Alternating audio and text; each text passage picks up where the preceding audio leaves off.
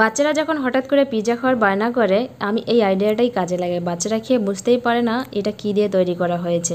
যে বাচ্চারা সবজি খেতে চায় না তাদেরকে সবজি খাওয়ানো দারুণ মজার একটা রেসিপি, আর এটা খুব সহজে তৈরি করে নিতে পারেন। দেখতে যতটা সুন্দর হয়েছে খেতেও দারুণ মজার লাগে। ঘরে থাকা সামান্য কিছু উপকরণ দিয়ে ঝটপট এটা তৈরি করে নিতে পারবেন। একটা বড় সাইজের আলু নিয়েছি, আলুর খোসাটা প্রথমে ছাড়িয়ে নিয়েছি। এবার আলুটাকে গ্রেট করে নেব।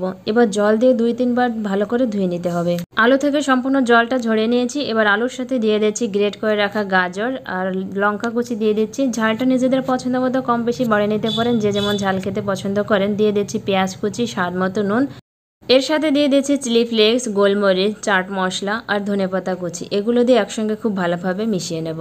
যে বাচ্চারা সবজি খেতে চায় না তাদেরকে নানা রকমের সবজি দিয়ে এভাবে পিৎজা তৈরি করে দিতে পারেন। তাদের পিৎজা খাওয়ানো হয়ে যাচ্ছে, তার সাথে সাথে সবজিও খাওয়ানো হয়ে যাচ্ছে। অন্যদিকে একটা পাত্রে 2টো ডিম দিয়ে দিচ্ছি, তার সাথে সামান্য পরিমাণে নুন দিয়ে দিচ্ছি। এবার ডিম দুটোকে খুব ভালোভাবে ফেটিয়ে নেব। ডিমটা খুব ভালোভাবে ফেটানো হয়ে গেছে। এর ভিতরে দিয়ে দিচ্ছি 4 টেবিল চামচ ময়দা। ময়দাটাকে খুব ভালোভাবে মিশিয়ে নেব। আর এর সাথে দিয়ে দেবো 2 টেবিল চামচ দুধ। তবে ময়দাটা মেশানোর আগে দুধটা আগে দেবেন, তাহলে ময়দাটা মেশাতে বেশি টাইম লাগবে না। আপনারা চাইলে সবজির সঙ্গে ডিম, ময়দা এগুলো আগে মিশিয়ে নিতে পারেন। তবে ময়দাটা মেশানোর আগে ময়দাটাকে জল দিয়ে একটু গুলে নেবেন, তারপর ডিম আর ময়দার সঙ্গে খুব ভালোভাবে মিশিয়ে দেবেন। এটা খুব ভালোভাবে মেশানো হয়ে গেছে। এবার একটা প্যান নিয়েছি, প্যানটা গরম হয়ে গেছে। সামান্য পরিমাণে তেল দিয়ে দিচ্ছি আর এখান থেকে ব্যাটার এভাবে হাতা দিয়ে দিচ্ছি। ব্যাটারটাকে এভাবে ছড়িয়ে গোল করে দিয়ে দেবো। এবার এটাকে ঢাকা দিয়ে কিছু সময় হতে দেবো। নিচের দিকটা যখন হয়ে আসবে তখন এটাকে নামিয়ে নিতে হবে একটা প্লেটে। এভাবে গ্যাসের ফ্লেমটা লোতে রেখেই নাস্তাটি তৈরি করে নিতে হবে।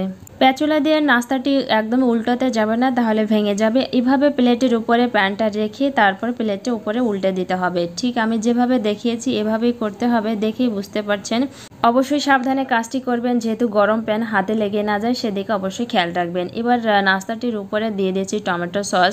টমেটো সসটা খুব ভালোভাবে লাগানো হয়ে গেলে এর উপর দিয়ে এভাবে চিজ দিয়ে দিয়েছি। আপনারা চাইলে চিজটাকে গ্রেট করে দিতে পারেন, তবে গ্রেট করতে কিছুটা সময় লাগে, তার জন্য এভাবে আমি কেটে নিয়েছি।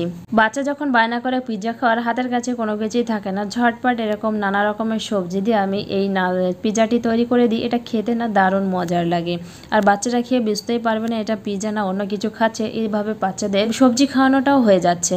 এবার নাস্তার নিচের দিকটাও হয়ে গেছে আর উপরে চিজটাও মেল্ট হয়ে গেছে। উপরে সামান্য পরিমাণে ধনেপাতা কুচিয়ে চিলি ফ্লেক্স ছড়িয়ে দিয়েছি, দেখতে অনেক সুন্দর লাগবে। এবার প্যান থেকে পিৎজাটা নামিয়ে নেব আর এটাকে এভাবে কেটে নেব। আমার এই রেসিপিটি ভালো লাগলে লাইক, কমেন্ট, শেয়ার করে দেবেন। আমার চ্যানেলে নতুন হয়ে থাকলে চ্যানেলটিকে সাবস্ক্রাইব করে বেল আইকনটা অবশ্যই ক্লিক করবেন, যাতে আমার চ্যানেলের নতুন ভিডিও নোটিফিকেশন আপনার কাছে পৌঁছে যায়। আর আমার ফেসবুক পেজে দেখে থাকলে পেজটিকে ফলো করে পাশে থাকবেন।